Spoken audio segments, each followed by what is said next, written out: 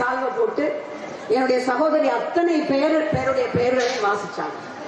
நீங்க இங்க இருக்கிறவங்க எல்லாம் யோசிச்சிருக்கலாம், ஐயோ இப்படி பேரெல்லாம் படிக்கிறதுக்கே 10 நிமிஷம் ஆக்குறாங்களே, நம்ம எப்ப இந்த பேச்ச முடிச்சு அவங்க பேரெல்லாம் படிச்சு இவர் பேரெல்லாம் படிச்சு இந்த அம்மா பேச வந்திருக்கிற அம்மா சென்னையில இருந்து அதுவும் பேரை படிச்சு அப்புறம் எல்லாருக்கும் சால்வைய போட்டு எப்ப வீட்டுக்கு போறது, வேன்ல ஏறி அங்கங்க இருந்து எல்லாருக்கும் கவலை இருக்கும். இருந்துச்சா இல்லையா? இந்த கேள்வி எல்லாருக்கும் இருந்தது.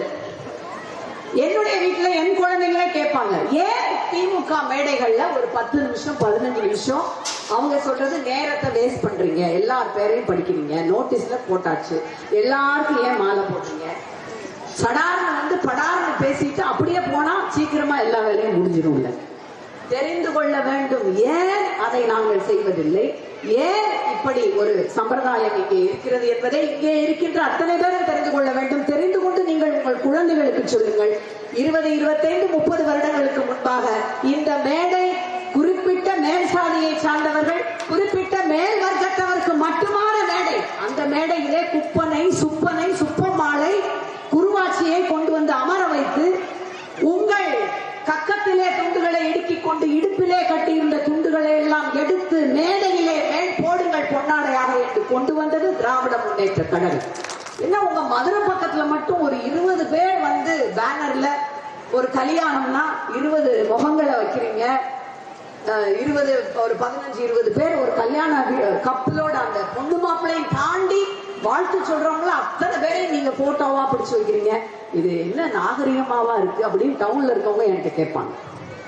ஒருத்தர் போன் பேசுற மாதிரி, ஒருத்தர் வாட்ஸ்அப் பாக்குற மாதிரி, ஒருத்தர் நடந்து போற மாதிரி, இது என்ன கொஞ்சமாச்சும் அப்படி.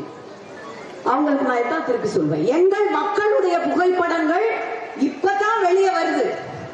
எங்க மக்களுக்கு நாங்க தான் வைக்கணும், பிளெக்ஸ் பேனர் போட்டோ எல்லாம் எங்க மக்களுக்கு நாங்க தான் வைக்கணும். அவர்களுடைய புகைப்படங்களோ அவர்களுடைய எதுவும் 30 ஆண்டு காலமாக வரவில்லை.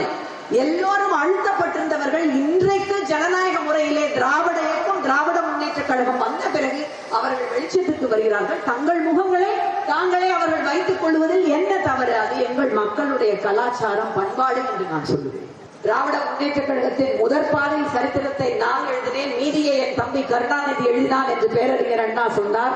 இன்றைக்கு திமுகவின் சரித்திரத்தை முத்துவேல் கருணாநிதி ஸ்டாலின் எழுதினால் வருகின்ற சரித்திரத்தை நம்முடைய இளைஞரணியுடைய செயலாளர் உதயநிதி ஸ்டாலின் எழுதுவார் அல்லவா? அவர் தூக்கி காமித்தாரே ஒற்றை செங்கல், அந்த எய்ம்ஸினுடைய கதி உங்களுக்கு தெரியும்.